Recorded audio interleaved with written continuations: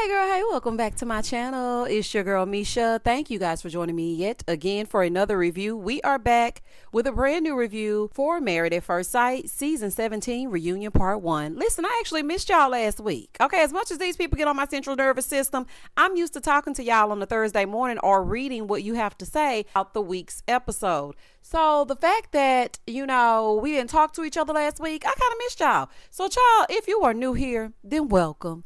I give lighthearted reviews with a little bit of laughter and a little bit of shade and a whole lot of detail. If you're back for a second or third time, then welcome back. Y'all, please don't hesitate to like, comment, and subscribe to the channel. Share it with a friend. Share it on Twitter. Share it on TikTok. Honey, share it with your coworkers. Share it, share it, share it. If you get anything out of the content. Now, child, let's get into it if we're going to get into it. Baby, let me tell you something. I knew that Denver was a cast of characters. I knew it was all an act. It was all a lie. All of this was a lie. Now, this whole entire reunion part 1 was men versus women. It was just a whole bunch of, this was like the after party on steroids. Let's get right into it. So when the episode first opens up, Kevin is our host. Everyone is on stage. All the ladies are dressed in pink except Chloe. And I have another question. Why can't Austin ever dress up? He is always dressed coffee shop casual. Sir, if you don't put the right clothes on you, oh my goodness. So Kevin is asking the girls if they talk. Of course they do. Baby, they are joined at the hip. If anybody got anything out of this experiment, it was the ladies. As for the men, they don't talk that much with the exception of Austin and Michael, but we find out that Cam's health is good and all that jazz. So Emily is finally out of her cast, honey, out of her marriage and out of her cast. All the women are dressed in pink, as I said, to dress in solidarity, with the exception of Chloe. Now, what this told me is I do not want to be a part of the Bitter Betty's Club. Okay, I don't want nothing to do with y'all over there. I'm cool. I came in last. I will dress in purple, and that's just that on that. She didn't get the text. Okay, she's in purple. And I really don't think that Chloe likes them very much because her explanation was, well, they knew each other a little bit longer than me. Ma'am, you don't give a damn. You don't like them, and that's cool. Moving forward. So Kevin is like, look, this is the first season where the couples don't even sit together. This season has the most contention we've ever seen. It's giving men versus women. So he's asking them, like, what's the tension? Emily said, it's uncomfortable and hard to sit with people that hurt you and they take zero accountability. Brennan and Cameron, you left, you fled the scene. So Cameron is like, how did I flee the scene? Like, what did I do? Emily said, well, you pulled Claire to the side and said that you weren't attracted to her. So emotionally you left and then physically you left. So the women said that the men are liars and the truth ain't in them and they know the truth. So then Emily brings up the diary cam and how Brennan said that he wasn't going to go to sleep if she didn't delete this diary cam. So then we find out this, y'all. Y'all come closer because y'all know I've been watching. Okay. We find out that they came up with a plan. So the producers didn't spin the narrative. Emily is like, yeah, you guys came up with this. And I was with Brennan for once, okay? Because he's like, well, everybody agreed. You all agreed to it and you said it was cool. Now all of a sudden it's like, no, why are you doing this? Well, you agreed to the plot and the scheme that we came up with to come at the viewers with the bullshit, okay? You agreed to the plot. So then Becca pipes up because, she's the speaker of the group. And she's like, well, why wasn't it more about, us than the optics? Becca, I'm going to tell you right damn now. I'm speaking directly to you, honey. If you say optics one more time, if Becca says optics one more time, I am going to lose it. Do you hear me? I don't ever want to hear optics, process, vulnerability, transparency. I don't want to hear any of that from these people ever again. Becca feels like the men just wanted to look good and create a social media following while the women really wanted marriage. So then Lauren goes, yeah, Orion just wanted to be on here to highlight his community. And I was really just a consolation prize. And of course he disagreed because y'all know he ain't gonna agree with nothing, honey. Everyone is so hostile. The way that you all should be fined for putting on your own show, ladies included. The women in pink, all of y'all should be fined, with the exception of Chloe and Michael. And they might need to be fined as well. Okay, and we're going to get to that a little bit later. So Kevin let it be known, when you try to alter the experiment, that's another word I don't ever want to hear, experiment. When you try to alter the experiment by doing your own thing when the show has been around for years, you really rob yourself of the experience. So as he's chastising them, here go Emily. Well, it was all Cam's fault. He set everything up. He was the mastermind. Emily, as much as y'all are sitting up here with your shoulders held back, after you have rehearsed what you're going to say to the men at this reunion, you've been going to brunch after brunch after brunch and group text after group text to make sure that you all say everything that you wanted to say. You mean to tell me you let little old Cam manipulate y'all? So then Lauren co-signed it by saying, I believe their stories because of what he said to me at the honeymoon. And then Claire pipes up and she says, yeah, I was Cam's puppet. Wow. You know what? I don't think that we're ever going to get the truth, because it's a he said, she said type of situation. None of these people are victims. And not Emily making sure to throw Cam under the bus. Girl, you didn't have to go along with it. And I'm trying to figure out, now this is how I know that runaway bride was a lie. Because if everything that we've seen is all smoke and mirrors, we don't even know these people. Is Emily your real name? Brennan, is that your real name? Austin, are those your damn hats? This don't make no sense. And if you want me to believe that this lady ran away from Michael, and we went through the entire part 1, they did not bring up that runaway bride not once. We've never seen her face. She has not been revealed. A lot of people thought they found her, but it was really Chloe, which is the second wife. We've never seen or heard from this lady again. It's a lie, and the truth ain't in it, and they ain't fooling me. Moving forward. So then Cam drops a bomb. And he says that Claire was still in love with her boyfriend. He said at the honeymoon, or right before the honeymoon, or after the something. I don't know, child. It was right in between the time before they went to the shared apartment. And during this process, as Paige likes to call it, shout out to Paige, she said to him that she was still in love with her ex-boyfriend. So this whole time, Claire was still involved with that ex. All the lies that are coming to the surface and the way that she looked tells me that it's true, because it's just too oddly specific. It's one thing to just say, yeah, she was still involved with someone that she knew before the show, but to say the specifics of it, I don't know, y'all. I feel like Cam might be telling the truth. I think she just couldn't believe that he outed her. Baby, this is a fool. So Claire said, no, you're making things up. Cameron said, no, you told me that. You told me that you were still in love with him. I'm sorry. And again, at this point, at this juncture in the reunion, I believe Cameron. So she said the night after the marriage, he told her that no man got what they wanted. And then on the way home from the honeymoon, he sent her a text telling her that they can just act like this never happened. Claire, what does that have to do with this bomb that just been dropped, honey? What does it have to do with the boyfriend? Do you have a boyfriend, or did you have a boyfriend and say that you were still in love with him or not? That's what we need to know, because everything else is just irrelevant at this point. And I feel like you're not talking about the actual subject, and you're just moving on to something else. This entire part 1 of the reunion was a lot of finger pointing. Well, he did that. Well, she did that. No, he said that. No, they did this. No, he went there. No, she went there. It was a lot of that. And this is just another example of that. So then Cameron said that it was Claire that was afraid of the optics. Oh my gosh. Anyway, it was Claire that was afraid of the optics. And she told Cameron to come up with a plan. So he brought up the religion thing. He's like, I don't even care how my kids are being raised. You don't care how your children are going to be raised?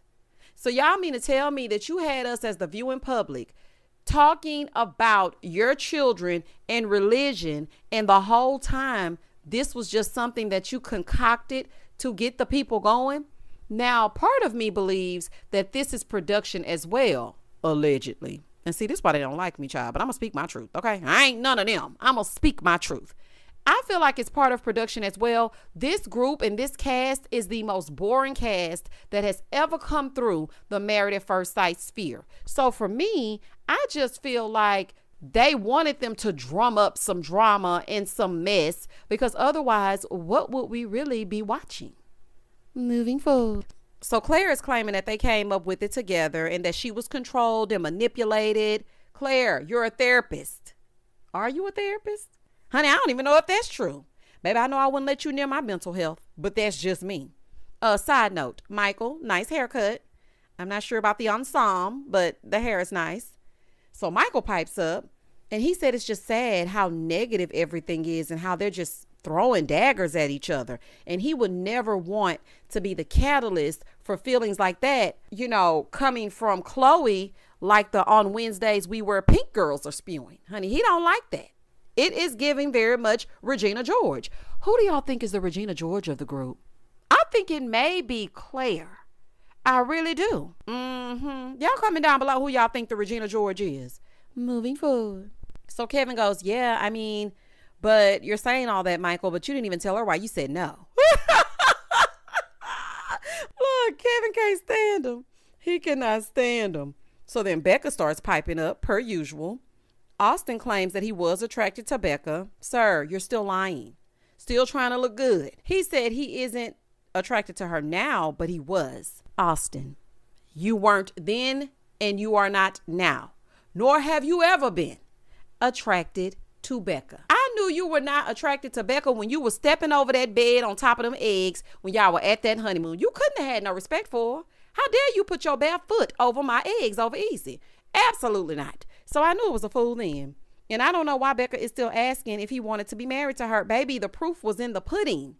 He didn't like you like that. In the back, because, they're panning to the back because they're taking a little break. Emily is saying that she's a 10 and Brendan is a 2 and he didn't deserve her. Cameron and Claire are still trying to figure out a way to blame each other. She's blaming him with the women. He's blaming her with the men. He's talking about gaslighting. She's saying he's a liar. This is just a mess. Claire is in the back saying she's scared to go out. Scared of what? If it's the truth, then it's nothing to worry about. Cameron and Claire. So now everyone's going to get their solo session. Kevin sits them down. He's asking about the wedding night.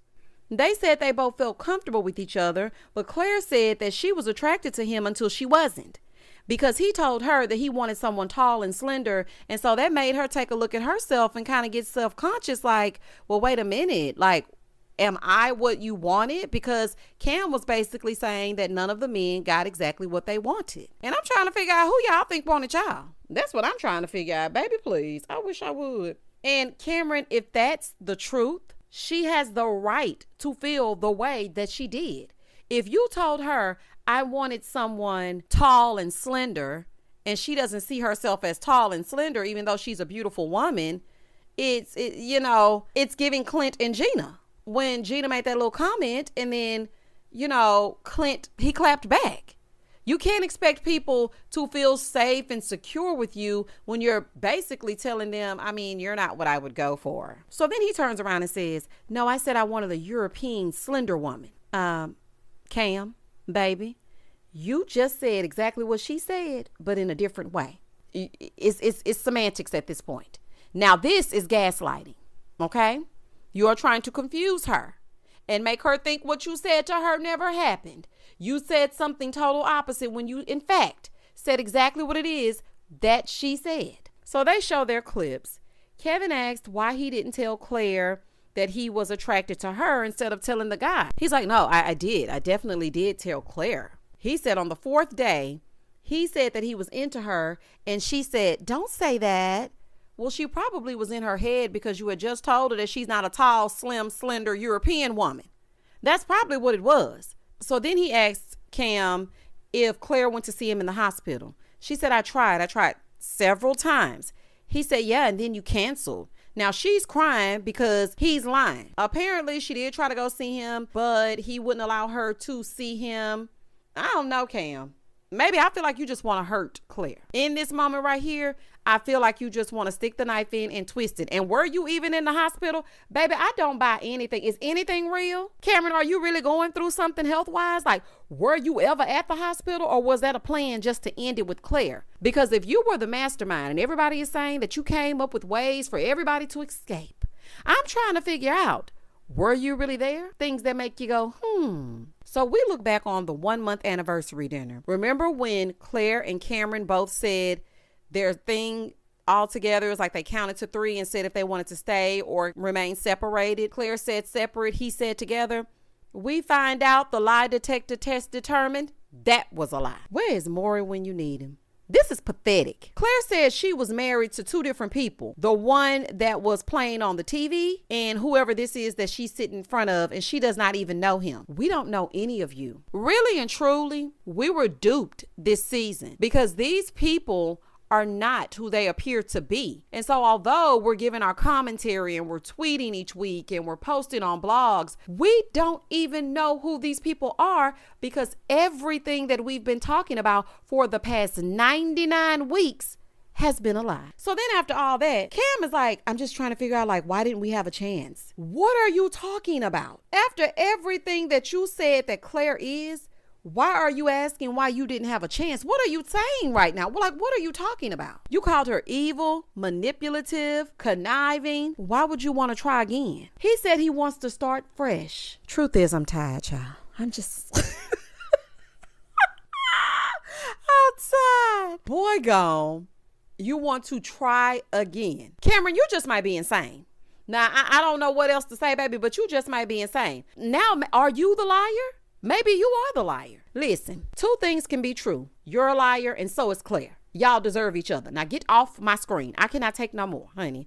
And how much extra are you being paid to say that you want to try again with Claire? So then Kevin is asking her if there's any chance on any planet that she would start fresh. She starts hemming and hawing saying, if he would have came to me truthful, then maybe. So Claire said he called her a sociopath and then says he wants to be together. He calls her a liar and now he wants a fresh start. She said, I don't even have trust in you. He said, well, can I earn some trust? Get these people out of my face. Cameron, this little Dr. Jekyll and Mr. Hyde thing is scary. I don't know who you are, but I knew something wasn't right when you was down there in that basement with them bicycles. Get out of my face. I don't give a damn. This is ridiculous. This is downright ridiculous. But we got to keep going, y'all.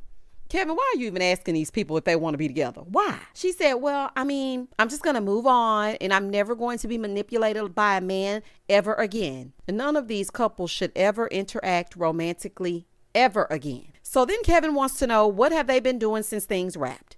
Since they've wrapped, she's getting her master's and she is seeing someone currently. Girl, why didn't you lead with that? We could have avoided all of this verbiage had you just said, Cameron, it's a no. I'm involved with someone.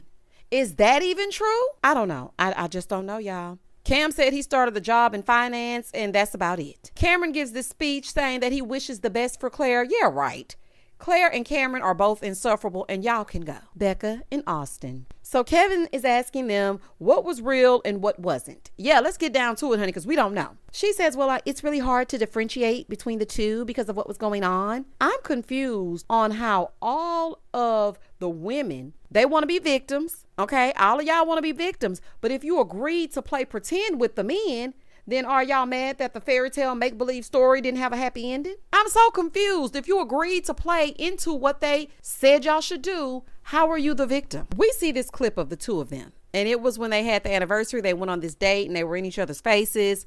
Kevin is asking, was that a real interaction? Austin says yes. Becca says yes. But if you would have gotten the raw edit, there was an argument that ensued. And it really took a lot for Austin to be lovey-dovey with me. So again, this was fake. This was fake. Austin says he remembers it quite differently. He remembers it being an enjoyable day, but he respects what she remembers. Okay, so we are not going to get the real even now. I just don't understand. Kevin asked Becca how Austin was different off camera. Becca said that he would say they were going to work on the intimacy. He would say certain things off camera and pretend like things were normal on camera.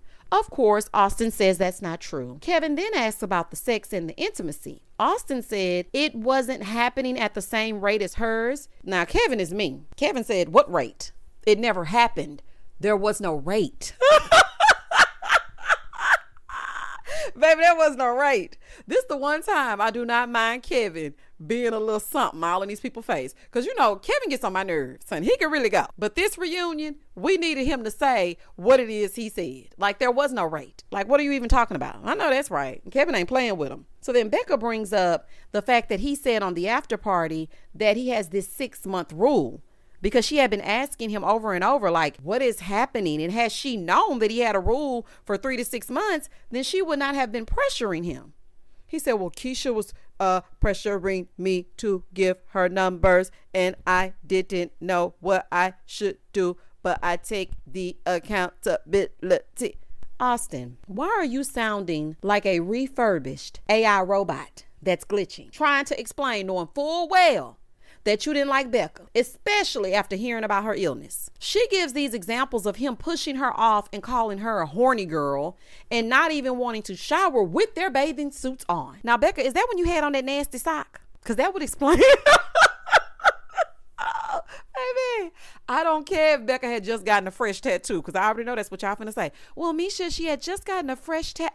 I don't give a dang on, because y'all know I ain't gonna cuss y'all out. I don't care what was going on. That sock was nasty. And if he saw that sock, he probably didn't want to get in that shower with that sock on. And that's just that on that. Moving forward. He started saying that there was a wedge that came in between them. She said the wedge came when he went out with the producer, and he lied about it. Yes, let's get to the tea. So Kevin said, well, you know what? Becca felt that the producer was interjecting in your relationship. Oh, okay. So he wanted the producer. That was the real problem. So then Kevin asked Austin, why didn't he invite Becca? He said, well, after decision day, there really was nothing to celebrate. I made a mistake. Well, if you wanted to stay married to Becca, why not go out with your wife? Why would you go out with a producer that you know that she has issue with? So then she says, well, he told me that he was going to say yes no matter what, and we would just figure it out after decision day. So y'all even planned out decision day.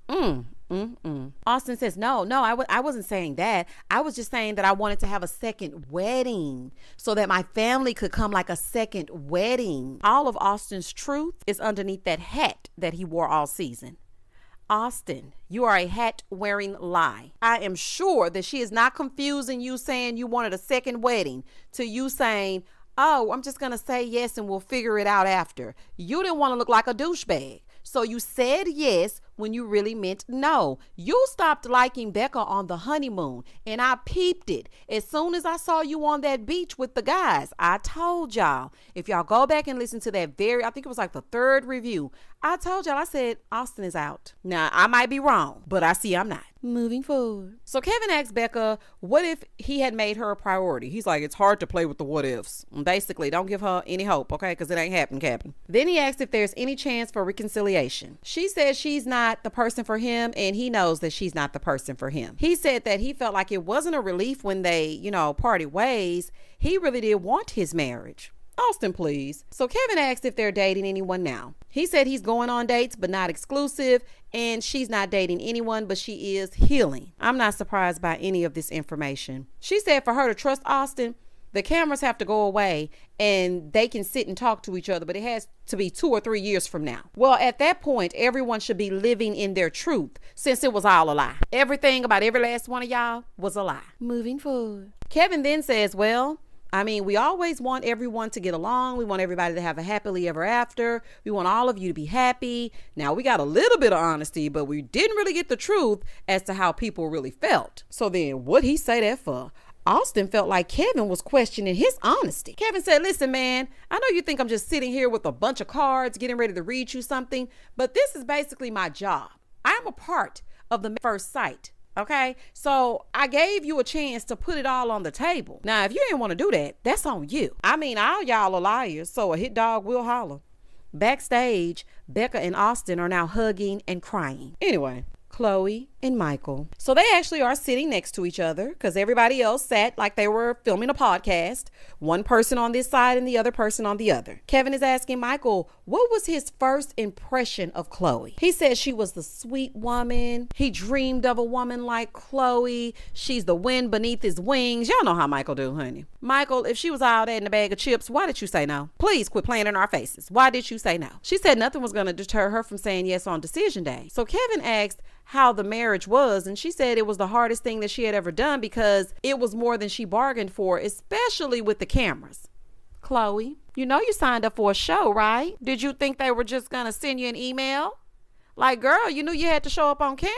So they show her segment of her wanting to go home And Michael said that he didn't take it personal that she wanted to leave because she's more of an introvert, and he felt like maybe she needed that in that moment. So then Kevin looks to Chloe and he says, well, if Michael had asked you to stay and said, don't go, would you have stayed? She said, yeah, because that's what I needed to hear, because at that point, what y'all don't know is I did not feel like he was all the way in for the right reasons. She said that he was in the limo with her after they had gotten married, and she said, so what's my new last name?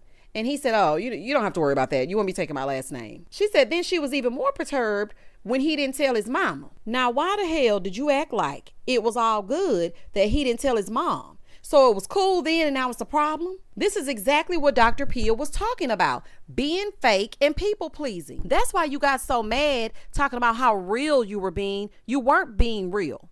She saw right through you. So Michael claims that he didn't say the name thing the way that Chloe is remembering it. And with his mom, it isn't that he didn't tell his family. He just didn't tell his mama because of what happened the first time.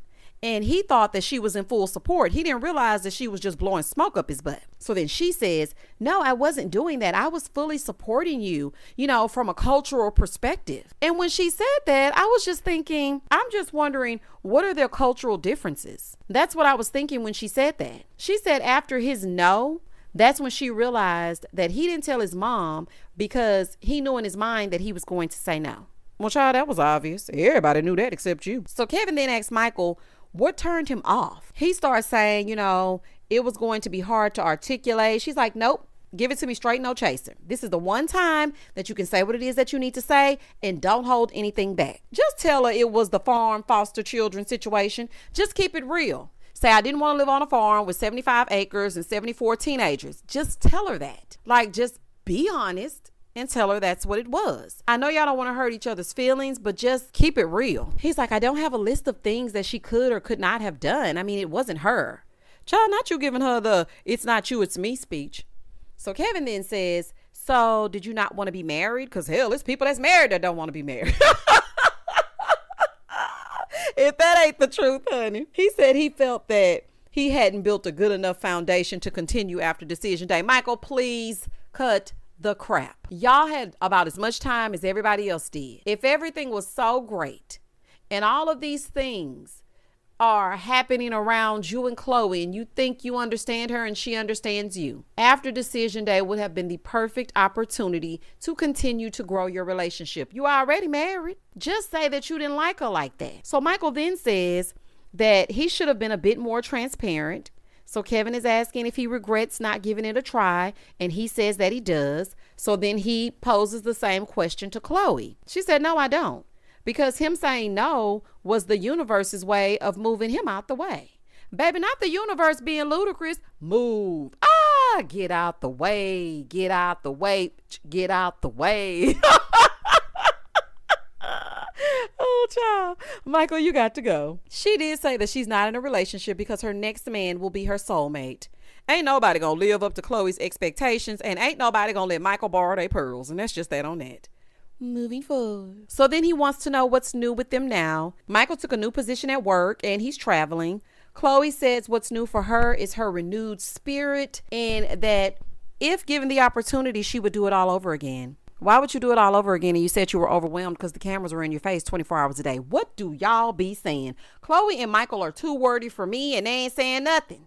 Let's get into it if we gonna get into it. So in the next scene, now the Pink Panthers plus Chloe, they come back to the stage. So it's only the ladies on stage. Kevin is asking, why are y'all so angry? Because they agreed to play along with the game and didn't realize that they were going to get burned and didn't get a consolation prize or nothing else. But let's hear what they have to say. Claire said that they didn't show their true selves and, they feel like they weren't really being authentic, but now they're starting to heal and being authentic is a part of that. So then Emily has enough nerve to say, it's more so sadness in me. I'm more so sad for me and Brennan than I am angry. Emily, you are definitely angry. Now, I don't know if you don't know the meaning of words, but the way that you and Brennan's segment went, you are angry. So then Kevin asked why they got together and came up with this BS. Emily said, well, it's really the men's maturity level and we were ready and they just weren't. So Kevin said, okay, if y'all are so strong, why didn't y'all just say, no, you're wrong. You're not treating us right. Claire said, well, we wanted to protect them.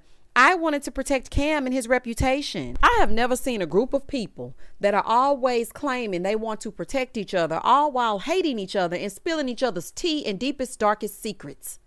What kind of protection is this? I have never seen anything like this. Lauren is like, yeah, I just think we got a batch of bad men. Kevin said, no, it's not all on the men. And I'm sorry, y'all, I agree with that. Because there's no way to dupe the view in public had y'all not agreed to it. Both the men and the women.